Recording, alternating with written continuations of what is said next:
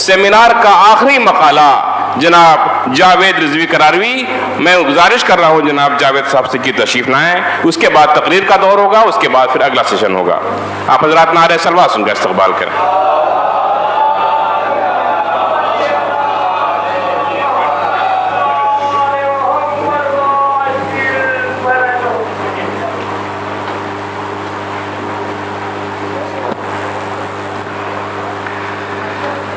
حضرات السلام علیکم۔ آج کے اس سیمینار میں علماء اور افاضل کی موجودگی میں فخر الدین علی احمد میموریل سوسائٹی اور یونیورسل ہیومن ویلفیئر سوسائٹی کی جانب سے مجھے مقالہ پڑھنے کا جو موقع فراہم کیا گیا، میں اس کے لیے ان تمام منتظمین کا شکر گزار ہوں۔ گفتگو کا آغاز کرتا ہوں کہ جس طرح اہل علم میں وہ باوقار تھا، جس طرح اہل علم میں وہ باوقار تھا، میدان شاعری کا بھی وہ شہسوار تھا۔ خالِ محترم سرکار علامہ سید ذیشان حیدر جوادی کلیم العبادیہ علی اللہ مقامہ کی زندگی کے کسی بھی پہلو پر روشنی ڈالنا مجھ جیسے کم علم انسان کے لیے ایک امر محال ہے، مگر اپنی نئی نسل کے بچوں کو اس ذات والا صفات کی شخصیت سے روشناس کرانا بھی ایک اخلاقی اور شرعی فریضہ ہے۔ اسی لیے آج اس سیمینار کے لیے میں نے اپنے مقالے کا عنوان مرحوم کی زندگی کی ایک ایسی خصوصیت کو قرار دیا ہے جس کی طرف شاید اکثر نوجوان متوجہ نہ ہو۔ یوں تو بچپن ہی سے مرحوم کے شعر و سخن کی داستانیں سنا کرتا تھا، مگر دوران ملازمت ابوظبی میں قیام کے دوران ان کے شاعرانہ کمالات کا قریب سے تجزیہ کیا۔ چونکہ حقیر میں بھی شعر گوئی اور شعر فہمی کا ادنا سا ذوق پایا جاتا ہے، اسی لیے ان کے کمال فن شاعری سے متاثر بھی ہوں۔ ہندوستان کے نامور شعراء کرام، جن میں اکثر شعراء اب اس دنیا میں موجود نہیں ہیں، کے اشعار سننے اور ان کی شعری نشستوں میں زانو ادب طے کرنے کا موقع بھی ملا، مگر جو فکر علامہ جوادی کلیم العبادی کے ہاں دیکھنے کو ملی وہ دوسرے شعراء کے ہاں کم از کم مجھ جیسے کم علم کو دیکھنے کا موقع فراہم نہیں ہو سکا۔ علامہ جوادی کلیم العبادی کے ہاں علامہ جوادی فرمایا کرتے تھے کہ قلم اور کاغذ میری زندگی ہے اور لکھنا پڑھنا میری زندگی کا ماحصل۔ انہوں نے اپنی زندگی کا کوئی بھی لمحہ کبھی بیکار کی بحث و مباحثے میں ضائع نہیں کیا اور نہ کبھی اپنے ضروری امور کو ترک کر کے شاعری کی اور نہ اس کے لیے الگ سے وقت نکالا۔ اس بات کا پتہ لگانا تو انتہائی مشکل کام ہے کہ علامہ نے کس عمر سے شاعری شروع کی اور کس صنف سے اپنی شاعری کا آغاز کیا اور آپ کے استاد کون تھے۔ البتہ آپ نے جن جن اصناف سخن میں طبع آزمائی کی ہے اس کی تعداد ان کے مطبوعہ کلام کے مطابق تقریباً 8785 اشعار پر مشتمل ہے۔ علامہ جوادی نے اپنے پہلے مجموعہ کلام کلیم کے مقدمے میں تحریر فرمایا کہ شاعری نہ تو میرا مشغلہ ہے، نہ فن اور نہ میرا میدان، البتہ فطری طور پر شعر و سخن سے لگاؤ ضرور ہے، اور یہی وجہ ہے کہ میرے سارے اشعار ٹرین، بس اور ہوائی جہاز کی تنہائیوں کا نتیجہ ہیں۔ میرے یہی اشعار میرے انیس تنہائی بھی ہیں اور میرے مولا کے اس کرم کا مظہر بن کر وہاں بھی مہربانی فرماتے ہیں جہاں کوئی دوسرا خیریت پوچھنے والا بھی نہیں ہوتا۔ علامہ فرمایا کرتے تھے کہ علامہ نے اپنی نظم و نثر کے ذریعے اپنی شخصیت کو اجاگر کرنے کی کبھی کوئی فکر نہیں کی، بلکہ اپنے قلم کے ذریعے مذہب تشیع، دین رسول اسلام اور افکار اہل بیت علیہ السلام کے ساتھ ساتھ اپنے کردار کو ہمیشہ کے لیے زندہ رکھنے کا انتظام ضرور کیا ہے، بلکہ اپنے ایک شعر میں اس بات کی طرف اشارہ بھی فرمایا ہے کہ جب تلک دہر میں آثار قلم زندہ ہیں، ہم پسے مرگ بھی سمجھیں گے کہ ہم زندہ ہیں۔ علامہ جوادی مرحوم نے اپنی زندگی کی آخری دہائی سے قبل کبھی اپنے کلام کی اشاعت کے سلسلے میں سوچا بھی نہیں تھا۔ جس کسی مومن نے فرمائش کر دی اس کو کلام لکھ کر دے دیا، اور کبھی اس کی نقل بھی اپنے پاس نہیں رکھی۔ وہ تو خدا بھلا کرے مرحوم کے احباب و مخلصین کا، جن کی مسلسل فرمائش اور اصرار پر کلام کلیم، سلام کلیم، پیام کلیم اور مرحوم کی زندگی کا آخری شاہکار بیاض کلیم منظر عام پر آ گیا۔ میں اس مقام پر انتہائی ذمہ داری کے ساتھ یہ کہہ سکتا ہوں کہ مرحوم کی زندگی کا نصف سے زائد شعری سرمایہ مدح خوانی کا ذوق رکھنے والے مومنین کے درمیان تقسیم ہو گیا، جس کے اعداد و شمار کا اندازہ لگا پانا انتہائی مشکل کام ہے۔ حقیر اس بات کا عینی شاہد ہے کہ علامہ جوادی کے پاس نہ صرف اپنے اہل وطن بلکہ دیگر بیرونی ممالک سے فون و فیکس اور خطوط کے ذریعے اشعار کی فرمائشیں آیا کرتی تھیں، اور مرحوم ان فرمائشوں کو بخوبی انجام دیا کرتے تھے۔ علامہ جوادی کو جملہ اصناف شاعری کے ساتھ ساتھ قصیدہ اور سلام میں خاص ملکہ حاصل تھا، اور یہی وجہ ہے کہ یہ دو اصناف سخن محافل و مجالس میں آپ کی انفرادی شناخت کا ذریعہ بنے۔ اس طرح ارباب اہل سخن کے درمیان آپ اپنے عہد کے ایک کامیاب شاعر تسلیم کیے گئے۔ قصیدہ دور حاضر کی مروجہ قصیدہ گوئی، ملاحظہ کریے گا، دور حاضر کی مروجہ قصیدہ گوئی میں آپ نے اپنے کمال فکر کے خوب جوہر دکھائے ہیں۔ طوالت کے خوف سے صرف چند اشعار پیش کر رہا ہوں جو آج زباں زد خاص و عام ہے، ملاحظہ فرمائیں۔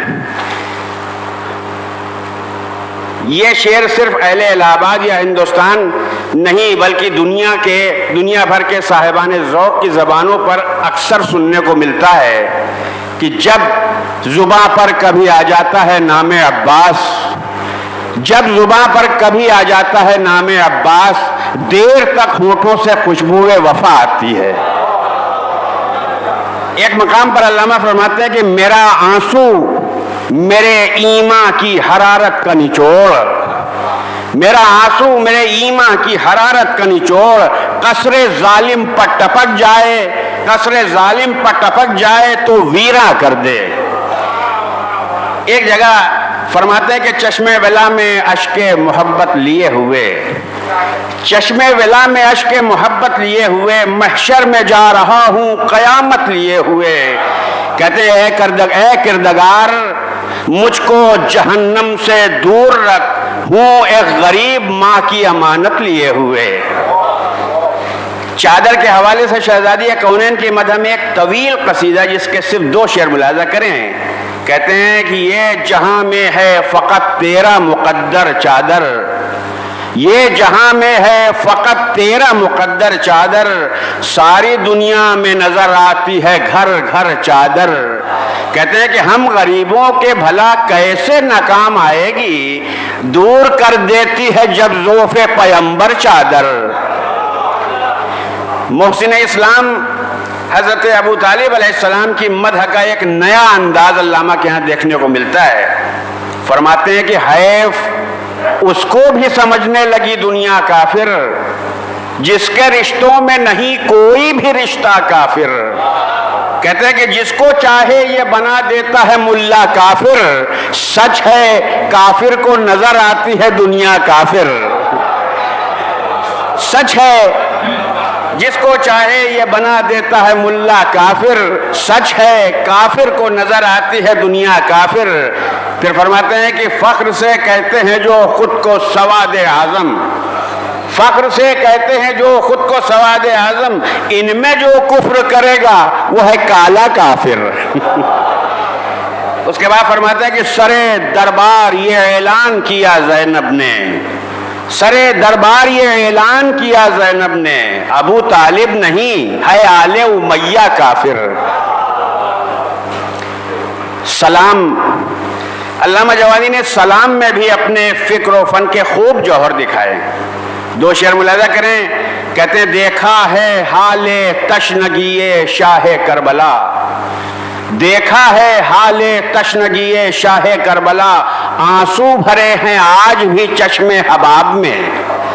پھر ایک مقام پر کہتے ہیں کہ خدا شاہد جو شہ کی تشنگی کا عکس پڑ جاتا، خدا شاہد جو شہ کی تشنگی کا عکس پڑ جاتا تو وقت عصر یکسر آگ لگ جاتی سمندر میں۔ اتنی سخت ردیف میں، شعراء سے خاص توجہ کا طالب ہوں، اتنی سخت ردیف میں اس طرح کے قوافی کو صرف کرنا علامہ جوادی کا انفرادی کمال تھا۔ دو شعر ملاحظہ کریں، کہتے ہیں کہ بنت رسول کھولتی ہے اپنے سر کے بال، بنت رسول کھولتی ہے اپنے سر کے بال، لو آ رہی ہے چادر تطہیر لو آ رہی ہے چادر تطہیر پاؤں میں۔ اور پھر فرماتے ہیں کہ لاش حسین کرتے ہو پامال کلمہ گو، لاش حسین کرتے ہو پامال کلمہ گو، قرآن گردنوں میں ہے تفسیر پاؤں میں۔ علامہ جوادی کو برجستہ اور برمحل شعر کہنے میں بھی ملکہ حاصل تھا، وہ لفظوں سے شعر بناتے تھے۔ ملک ناروے کی انجمن حسینی کے ذمہ داران نے اپنی انجمن کی جانب سے شائع ہونے والی سالانہ میگزین کے سر ورق کے لیے ایک شعر کی فرمائش کی تو آپ نے اردو کے لفظ نار اور انگریزی کا لفظ وے سے فائدہ اٹھاتے ہوئے یہ شعر تحریر فرمایا تھا، جسے مومنین میں بہت پسند کیا تھا۔ آپ نے فرمایا کہ تمہارا کارنامہ ہے حسینی انجمن والو، تمہارا کارنامہ ہے حسینی انجمن والو کہ تم نے ناروے کو نور کا رستہ بنا ڈالا، تمہارا کارنامہ ہے حسینی انجمن والو کہ تم نے ناروے کو نور کا رستہ بنا ڈالا۔ مجھے یاد ہے کہ ایک مرتبہ ایک مومنہ نے فون کے ذریعے فرمائش کی اور فرمایا قبلہ مجھے وہ دعا تحریر فرما دیں جو کفن میں لکھ کر رکھی جاتی ہے، تو آپ نے وہ دعا تحریر کی اور اس کے نیچے اس کا منظوم ترجمہ فرمایا تھا۔ ملاحظہ کریے گا، کہتے ہیں یوں خالی ہاتھ آیا ہوں درگاہ قدس میں، یوں خالی ہاتھ آیا ہوں درگاہ قدس میں، قلب سلیم ہے نہ کوئی زاد راہ ہے عیب زاد راہ کا لے جانا اے کلیم، پیش نظر کریم کی گر بارگاہ ہے۔ علامہ جوادی کی ایک تصویر تھی جس میں ان کی والدہ معظمہ ان کو اپنے پہلو میں بٹھالے ہوئے تھیں۔ ان کے انتقال کے بعد بہت مزمحل رہا کرتے تھے۔ ایک دن میں نے خود دیکھا کہ دیوار سے اس فریم کو اٹھایا، اس میں سے اس تصویر کو نکالا اور یہ دو شعر اس پہ تحریر کیے تھے۔ انہوں نے فرمایا تھا، لکھا تھا کہ بٹھا کر گود میں دامان الفت کی ہوا دی ہے، بٹھا کر گود میں دامان الفت کی ہوا دی ہے، بفیض تربیت اولاد کی قسمت بنا دی ہے، خدا رحمت کرے اس ماں پا جس نے روز اول ہی ملا کر دودھ میں حب علی مرتضیٰ دی ہے۔ حالات زمانہ سے متاثر ہو کر اشعار لکھنا یا اپنے کلام میں ان واقعات و حادثات کی طرف اشارہ کرنا آپ کی شاعرانہ فطرت تھی۔ مثال کے طور پر بابری مسجد کے انہدام پر آپ نے اس عظیم سانحے کی طرف اس طرح اشارہ فرمایا تھا، صحرا میں اس لیے کیا سجدہ حسین نے، صحرا میں اس لیے کیا سجدہ حسین نے، گر جائیں مسجدیں بھی تو سجدہ بچا رہے، صحرا میں اس لیے کیا سجدہ حسین نے، گر جائیں مسجدیں بھی تو سجدہ بچا رہے۔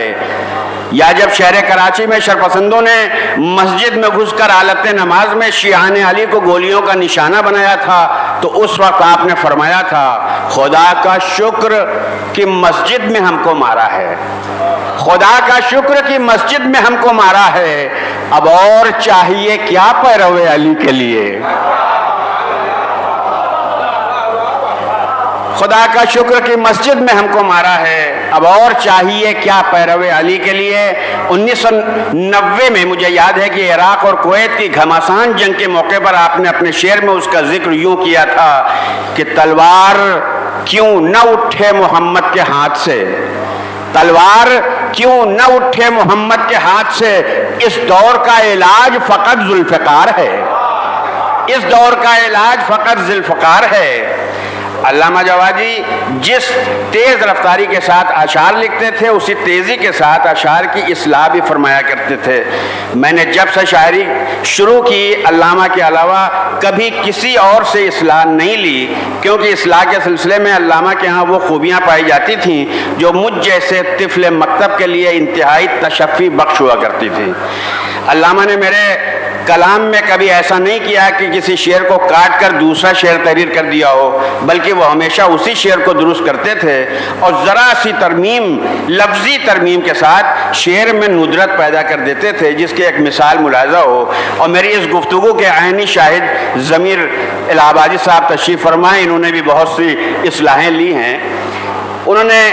میں نے ان کو اپنا کلام پیش کیا ہے، امام زین العابدین علیہ السلام کے شان میں میرا کلام تھا، اور اس میں ایک شعر تھا جس پر آپ کی توجہ مرکوز کرانا ہے۔ اس میں ایک شعر تھا کہ ثانیہ زہرا نے شعلوں سے نکالا تھا تجھے، ثانیہ زہرا نے شعلوں سے نکالا تھا تجھے، ورنہ لمحوں میں بدل جاتا نظام کائنات۔ علامہ نے اصلاح کی، دوسرے مصرے سے لفظ بدل کو ہٹا کر جھلس لکھ دیا وہاں پر، اور اس کے بعد شعر میں جو حسن پیدا ہوا ملاحظہ کریے گا کہ ثانیہ زہرا نے شعلوں سے نکالا تھا تجھے، ورنہ لمحوں میں جھلس جاتا نظام کائنات۔ یہی وجہ تھی کہ میں اکثر فخر سے یہ بات کہا کرتا تھا کہ علم میدان میں نہ صحیح، شاعری کے میدان ہی میں صحیح خال محترم علامہ جوادی میرے استاد بھی ہیں۔ ان دنوں بہت سارے اشعار لکھ کر رکھے تھے کہ جب ایام عزا کے بعد تشریف لائیں گے تو ان سے اپنے اشعار کی اصلاح کراؤں گا، مگر افسوس، صد افسوس کہ 15 اپریل سن 2000 عصر عاشور کے ڈھلتے ہوئے سورج کے ساتھ اس پیکر علمی کا دمکتا ہوا وجود بھی اہل دنیا کی نظروں سے اوجھل ہو گیا، اور میں اپنے استاد کی شفقتوں سے ہمیشہ کے لیے محروم ہو گیا۔ علامہ جوادی اعلیٰ مقامہ کی رحلت سے ذہن و دل و دماغ پر جو غم کی ایسی گھٹا چھائی کہ کچھ سمجھ میں نہیں آتا تھا کہ اب میں کس کے آنے کا انتظار کروں اور کس سے اپنے کلام کی اصلاح کراؤں گا، اور اب کون مجھ کو میری خامیوں کی طرف متوجہ کرے گا۔ تمناؤں کی دنیا میں نہ جادہ ہے نہ منزل ہے، انیس شام تنہائی فقط ایک نالے دل ہے۔ جاوید رضوی قراروی۔ مقالے کے اختتام پر میرا جی چاہتا ہے کہ جملہ حاضرین و سامعین و ناظرین کی جانب سے عرض کروں، السلام اے ناشر دین الہی، السلام، السلام اے لشکر حق کے سپاہی، السلام، السلام اے صبح صادق کے نمازی، السلام، السلام اے حضرت علامہ جوادی، السلام، صاحب عظمت امیر کارواں تجھ پر سلام، اے کراری کی زمین کے آسماں تجھ پر سلام، افتخار قوم و ملت عالم ذی احترام، تیری روح پاک پر اہل عقیدت کا سلام، اور یہ سلام شوق ہے اس سید ذیشان کو، کر گیا بیدار جو سوئے ہوئے اذہان کو۔